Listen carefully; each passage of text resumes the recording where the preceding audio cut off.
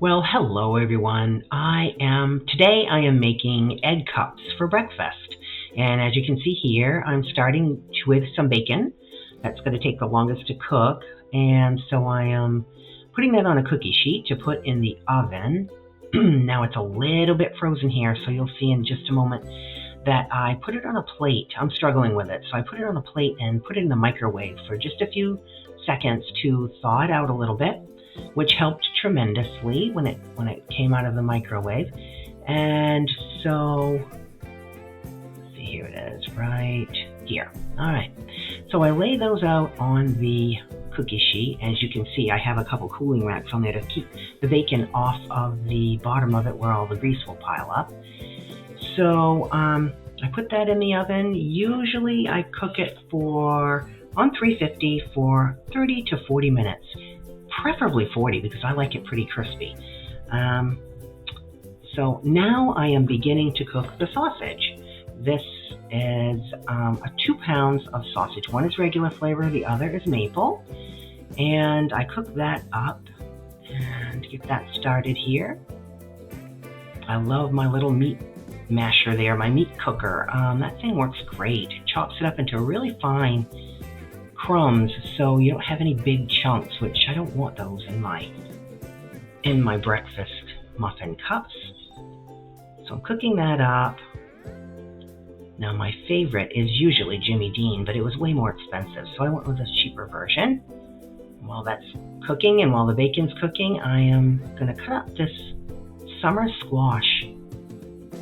So you see that bag right there. I take all of my food scraps in the summertime and put them in bags and keep them in the refrigerator because I don't want to put food scraps in my trash. It attracts fruit flies. So that's how I handle that. So I'm cutting these up into fairly small chunks. I don't want anything big. No big chunks in my egg cups. Beautiful summer squash. I bought that and some other vegetables at an Amish vegetable stand, not that far from me, just yesterday. So I bought this specifically for the egg cup dish that I'm about to make. The heat looks really high on the sausage, but it actually cooked it up perfectly.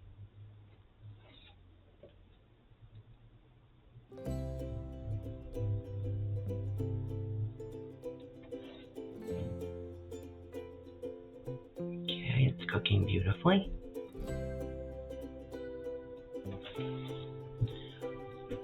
Oh, I'm going to strain the sausage. It's done cooking, so I'm going to strain it now. It's quite greasy, so I don't want all that grease to be in my egg cups. So here I'm draining it.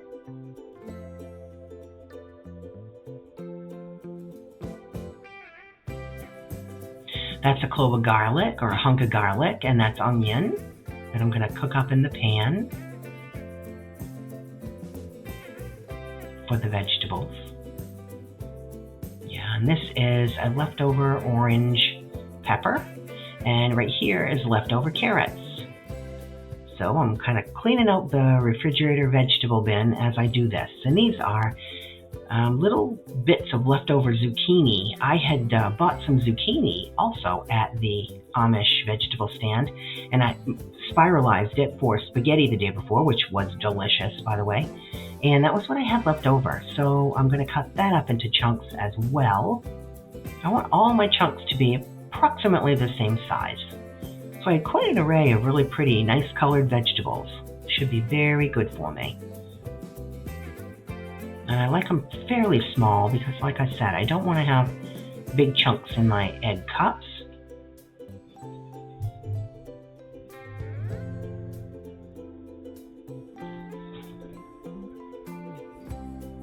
Skin and all, I don't take the skin off. Comes the pepper.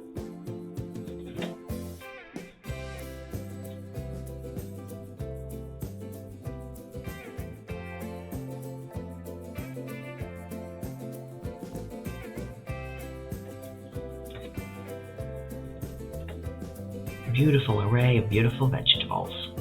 I'm going to add in a little bit of the grease left over from the sausage, just so the veggies don't stick. So I'm beginning to cook the garlic and the onion. They're a little frozen, so I wanted to cook those up a little first. That was a Kinder's buttery steakhouse seasoning, salt.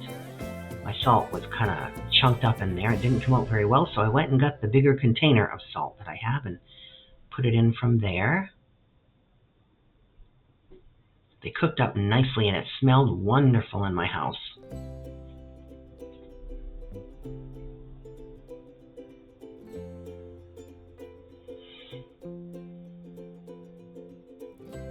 Cooked up fairly quickly.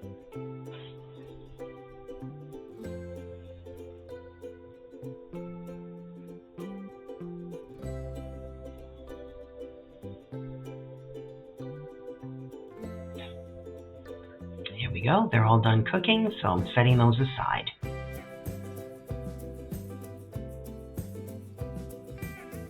Now I'm going on to phase 2. I'm going to shred up some cheese. I'm getting out my KitchenAid mixer. I have a shredding attachment, so I'm hooking that up. Use quite a bit of cheese for this project.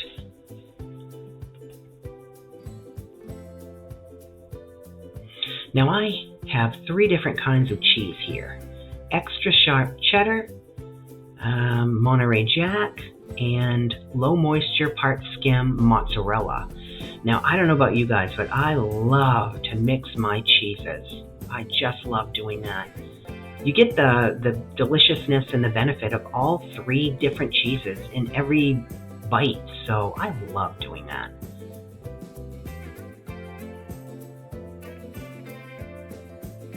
These are 2-pound blocks, and I love getting them big like that too. If you're going to do it once and dirty the dishes, you might as well do a big chunk of it, right? So there's all 3 of them, all cut up, ready to go. I cut them in chunks small enough to fit into the hopper of my shredder. And I just kind of grab a hunk of each one and mix them all together as I am shredding.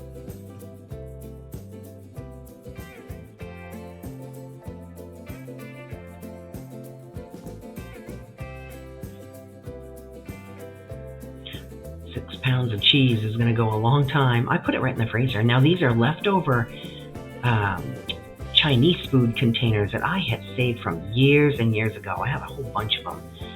And I will say that from last week's chicken that I made, I put in those in the freezer. And from this week's shredded cheese, I used every single one of those that I had. You'll see later I actually had to go to some glass casserole dishes to put the cheese in the freezer, but I put it in the freezer like this. I shred it up and I don't push it down. Leave it fluffy in the container and it freezes beautifully.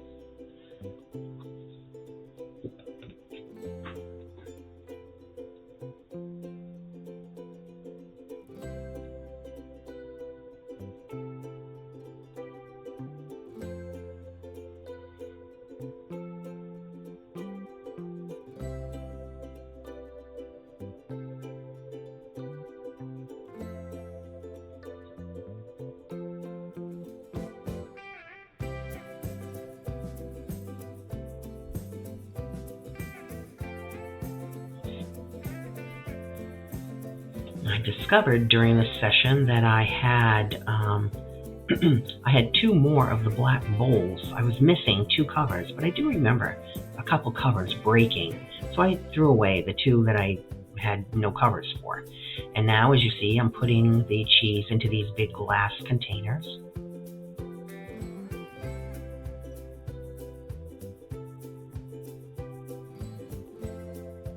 The last of the cheese is going in.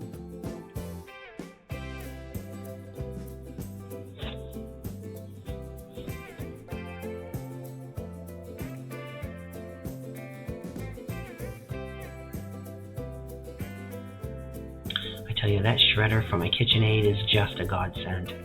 Yeah, so I took out my container from the fridge. I'm going to use that container to do the egg cups that I'm doing today. I wanted that full before I put it anymore in the freezer. So there you go. There's all of the cheese shredded up, ready to go in the freezer. Putting away my KitchenAid. I have a very small area. I'm not wiping the stuff on the floor, guys. My trash can is right there. So look at all the containers I got. That's 6 pounds of cheese. Now the bacon is ready. So I'm taking that out. My main go-to on these egg cups is the sausage. That's my main, and I just cook the bacon just in case I need it. If I don't, then I just have leftover bacon in the fridge to use on other things. They cook up beautifully. And I usually save my bacon fat. However, I have a whole pint of it in the refrigerator, so I'm discarding this.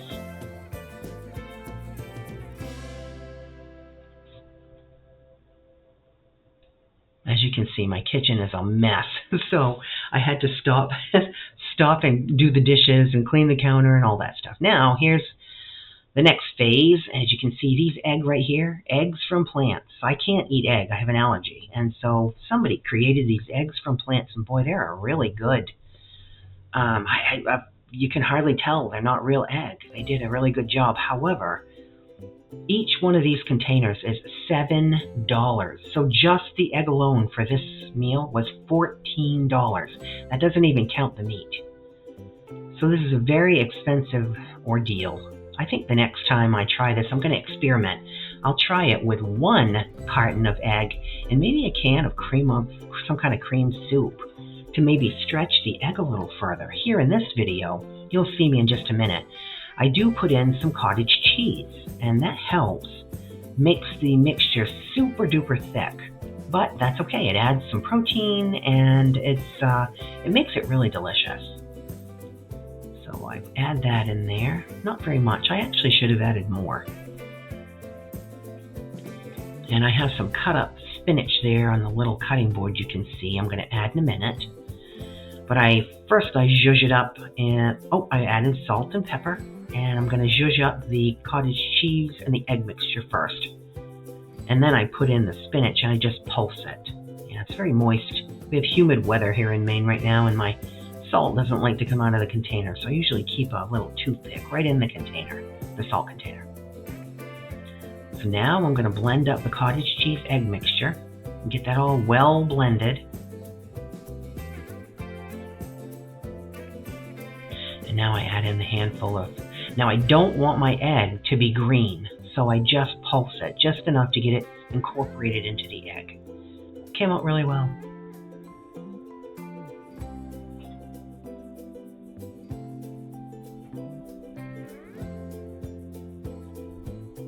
Okay, so I'm going to get my silicone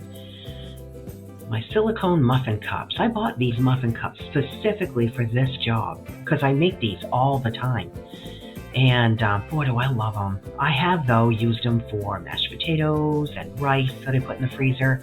You could use it for like taco meat. If you just want to do, a couple cups of taco meat, you could do that and put them in the cups.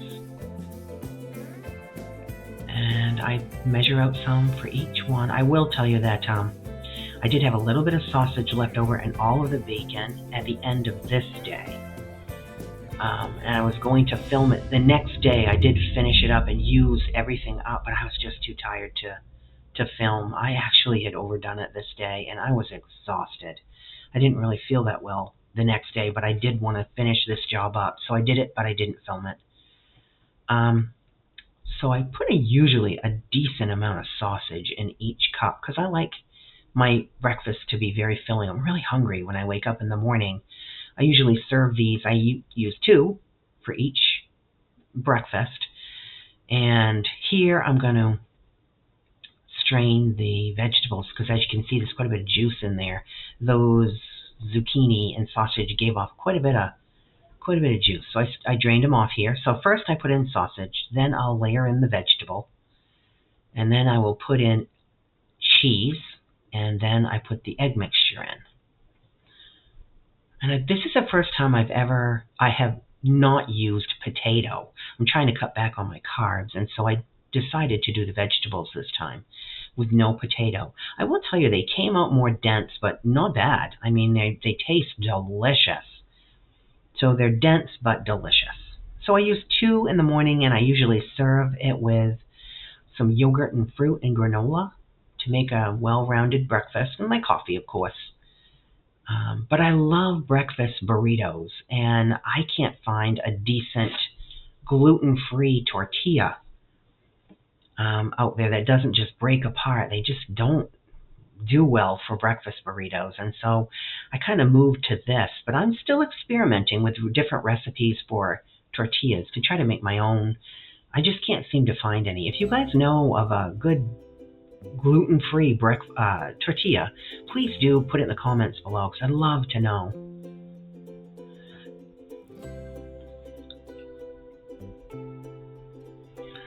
So now I'm going to put the cheese in. And I like to put a good amount of cheese in each one. Kind of fill it right up.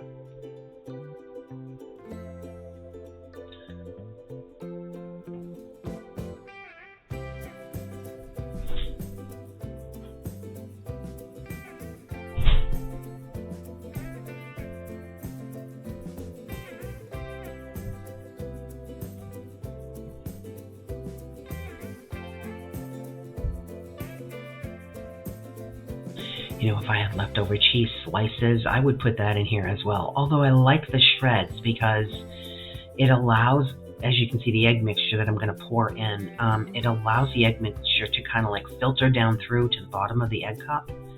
So I like the shreds. And I do kind of put it in lightly. I don't smush everything down.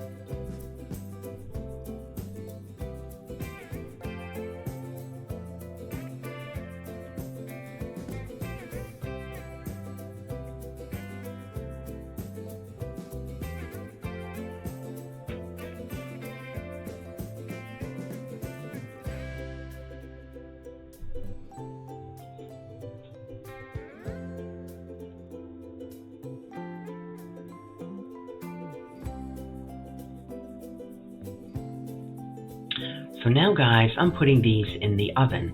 Clearly, forgetting my egg mixture altogether. You can see it sitting there on the counter. Completely forgot about it, and I put them in the oven.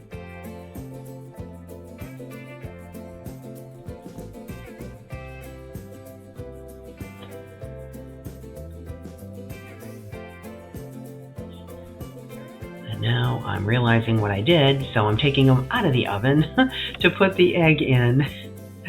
Thank goodness they weren't hot.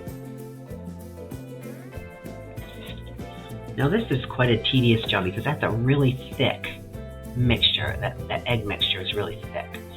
So I have to pour it in just a few drops at a time, let it filter down through all the cheese and vegetables and so on. And then I come back later on and finish filling them after it's all settled.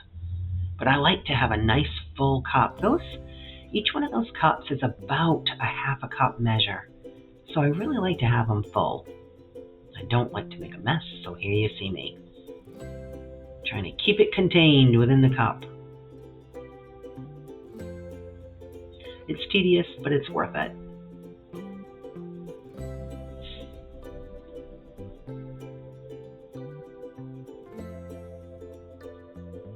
Sometimes I would serve this with like a toast and jam, or I might have a biscuit or something like that. But I really prefer to stick to like the yogurt and a fruit because I just don't want the carbs.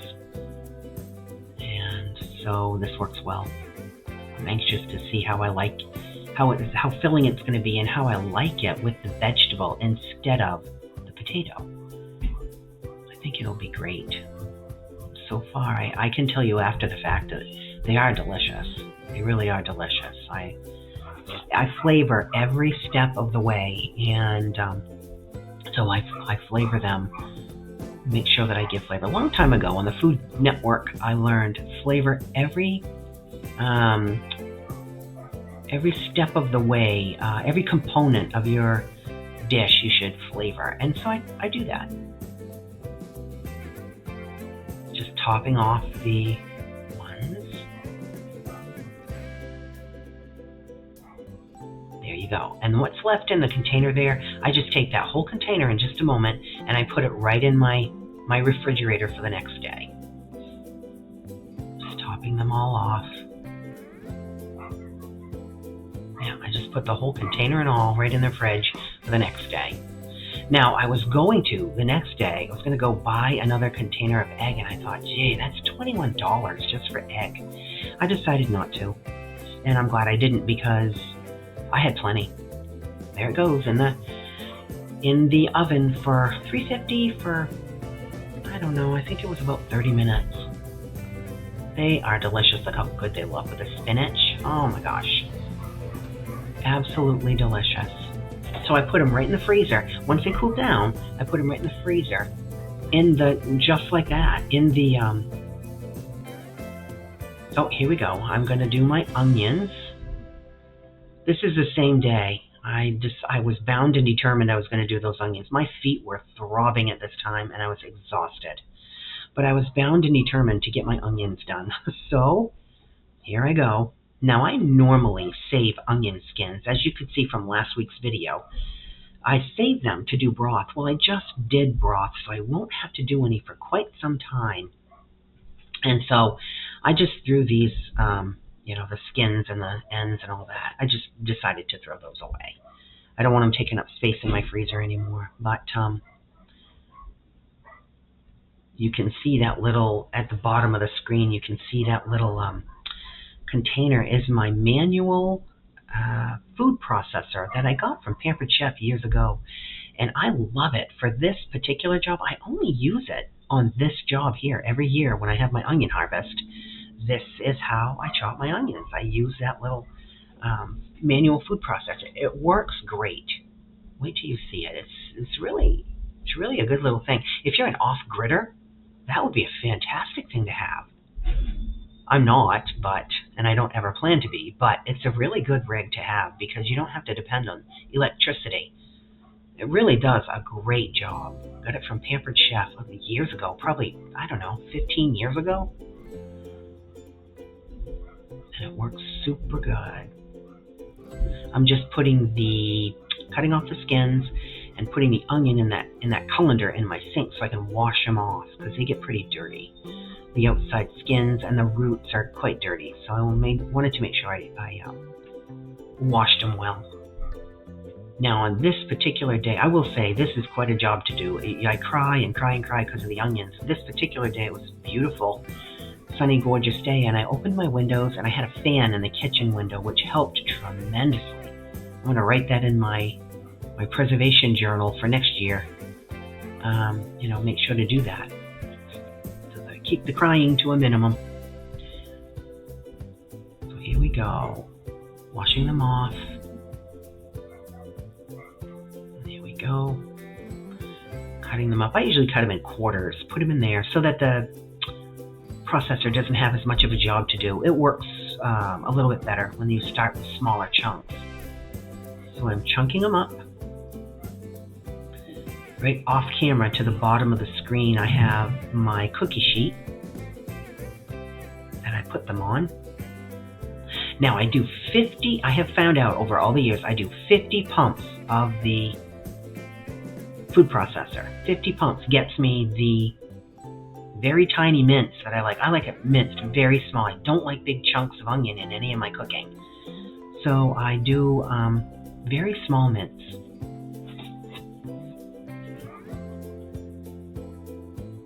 Now I didn't have the energy this day, but the following day when I finished up my muffin cups, I also was able to sit down and process my garlic. I did get that processed, and what I mean by process is I got them all the outer skins broken off, took off the outer paper's dirty skin, and I cut off the ends, and that's how I do it. I put them in mesh bags to store until January. There you go. That's all of the onion. It was such a good feeling to have all of this done. Onion crop for the year is done. See, that's how I do it. I put it on the cookie sheet, I spread it out, I cover it very well, very tightly with tin foil, and I put it in the freezer. All right, guys, this is what I got from my day of cooking. I've got probably 3, maybe 4 dozen of the egg cups 2-gallon bags of onions, and I got 43 heads of garlic. I planted 50, so I did lose 7, but that should be plenty. The egg cups, I have had some and they are delicious, so I'll definitely do that again. The onions, that should be enough for me for a year. So I'm hoping that will stretch out to a year, and that's plenty of garlic for me for a year. So guys, that was my video for today. I hope you enjoyed it. Please like, share, and subscribe. It really helps out my channel, and I have my Etsy store linked below where I have all kinds of printables for my systems that I use to keep my house running. Thank you for watching and have a great day.